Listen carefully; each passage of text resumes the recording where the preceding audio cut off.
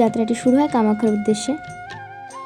রাস্তায় যাবার পথে এক অপূর্ব দৃশ্য দেখতে পাওয়া যায়, তা ক্যামেরা বন্দি করা হলো, আপনাদের সাথে শেয়ার করা হচ্ছে। পাহাড়ের পাশ দিয়ে ট্রেন বয়ে যাচ্ছে এঁকে বেঁকে নিজের গন্তব্যে। চারপাশটা সবুজে ঘেরা এক অপূর্ব দৃশ্য, এক অপূর্ব মনোরম পরিবেশ। দুপাশে পাহাড়, মাছ দিয়ে বয়ে আসছে তিস্তা নদী। এখন পার হচ্ছে সেবকের তিস্তা ব্রিজ। এমন দৃশ্য উপভোগ করতে করতে আমরা নিজেদের গন্তব্যে পৌঁছতে থাকি। আমাদের সাথে সাথে আপনারাও এমন দৃশ্য উপভোগ করুন।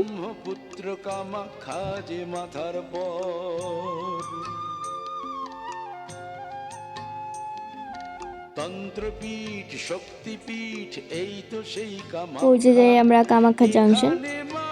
তো এ হলো মন্দিরের গেট। তারপর আমরা স্নান করে পুজোর জিনিসপত্র নিয়ে লাইনে দাঁড়িয়ে যাই।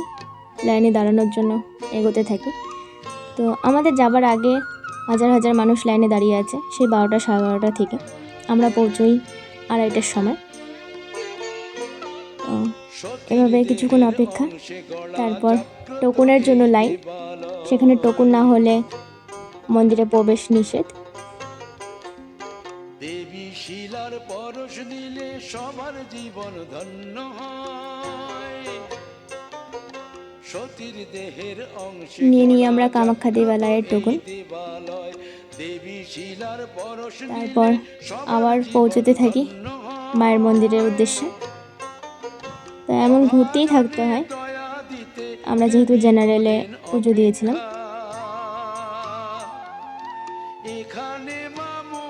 উপর থেকে দেখা যায় নিচে ঝর্ণার মতো, সেটা হলো সৌভাগ্যকুণ্ড। সৌভাগ্যকুণ্ডের দর্শন করুন আপনারাও। এই কুণ্ডে অনেকে স্নান করে, অনেকে জল আচমন করে। এখান থেকে জল বাড়ি নিয়ে যায়।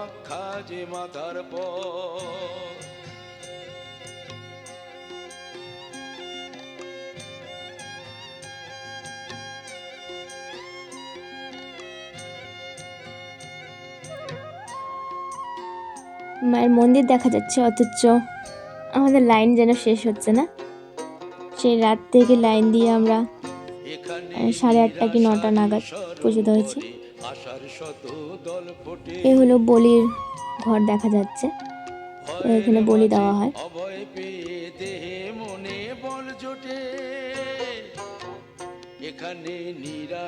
এপাশে হলো ভিআইপি লাইন, এপাশে জেনারেল লাইন।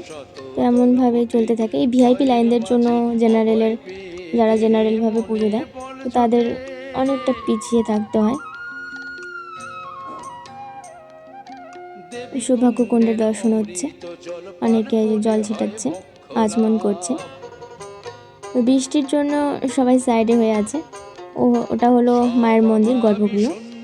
এখানে সবাই পুজো দিচ্ছে। দেবীকুণ্ডের অমৃত জল পান করে হয় মোক্ষ লাভ, সব অভাবই শূন্য করে মনে ওপাশে আরতি করা হয়। জীবন নদীর ঘূর্ণি পাকে থাকে না আর আশঙ্কা। আমাদের সাথে সাথে আপনারাও মন্দিরে দর্শন করুন। এখানে মা মহামুদ্রা মেটায় সবার আকাঙ্ক্ষা। তারপর চারপাশটা আমাদের পুজো তো হয়ে গেছে অলরেডি। তখন আমরা মন্দির ঘুরে দেখছি।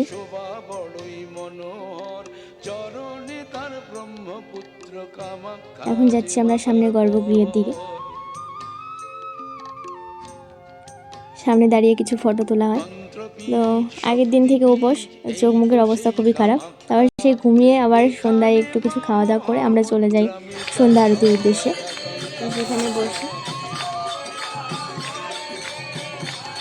গর্ভগৃহের সামনে মন্দিরে মায়ের সেবা চলছে, আর এদিকে সবাই আরতির জন্য বসে আছে।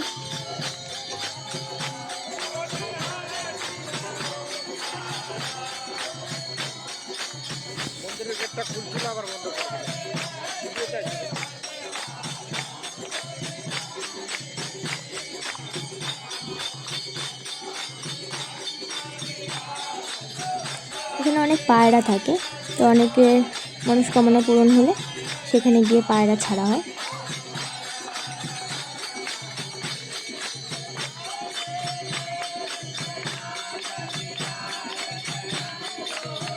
মন্দিরের উপরটা যেন সাদা হয়ে গেছে, ওই পায়রা সব বসে আছে বলে।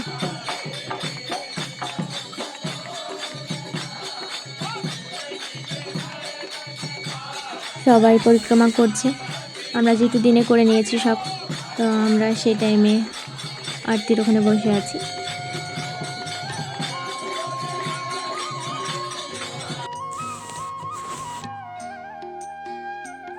তারপর পরের দিন সকালে বাড়ি ফেরার পালা। ভোরবেলা নীলাচল পর্বত।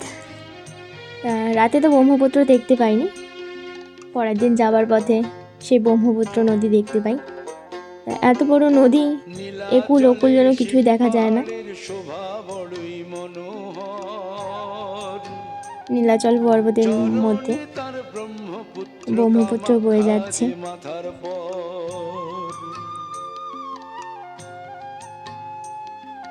তন্ত্রপীঠ শক্তিপীঠ এই তো সেই কামাখ্যা, এখানে মা মহামুদ্রা মেটায় সব। ভিডিওটি কেমন লাগলো জানাতে ভুলো না।